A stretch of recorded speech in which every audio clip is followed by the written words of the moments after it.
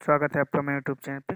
इस वीडियो में बात करने वाले हैं ज़ोमैटो को लेकर के। ज़ोमैटो ने 1 महीने में 8.9%, 3 महीने में लगभग 24%, 6 महीने में 27% के नेगेटिव रिटर्न और 1 साल में 52% के नेगेटिव रिटर्न दिए। तो इस विषय में बात करेंगे कि फर्स्ट टाइम अगर आप चैनल पर विजिटर हैं तो इस विषय में बात करेंगे कि ज़ोमैटो के स्टॉक में आने वाले समय में क्या हो सकता है, क्योंकि बहुत सारे लोगों को मेरे पास सवाल आए हुए हैं कि क्या ज़ोमैटो में ख़रीदारी करनी चाहिए नहीं करनी चाहिए, इस चीज़ को लेकर के। तो अब देख लीजिए, जेफरीज जो जानी मानी ब्रोकरेज हाउस है उसने कहा है कि जोमेटो 100 रुपये के टारगेट तक पहुंच सकता है, क्या ये देखना होगा। तो जो जेफरीज के अकॉर्डिंग 125% अपसाइड के टारगेट मुमकिन है जोमेटो में, यानी जब इसने आर्टिकल लिखा था तो वहाँ से 125% ऊपर जा सकता है। और उसके बाद आप देख सकते हैं कि कई और ब्रोकरेज हाउस हैं जो बोल रहे हैं कि जोमेटो 127% के रिटर्न दे सकता है अभी भी, यहाँ से जो करंट मार्केट प्राइस चल रहा है 62 से। ब्रोकरेज हाउस जेफरीज की बात करें तो जोमेटो के शेयरों में निवेश की सलाह दी और टारगेट प्राइस 100 रुपये तक तय किया। आज के लो जब 44 रुपये का लो बनाया था वहाँ से इन्होंने इसकी रेटिंग की थी।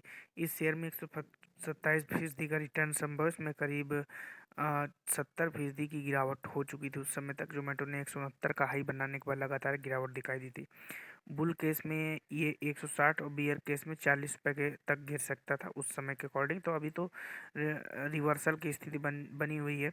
जोमेटो ऑलरेडी 30% की रिटर्न दे चुका है पिछले 3 महीने में।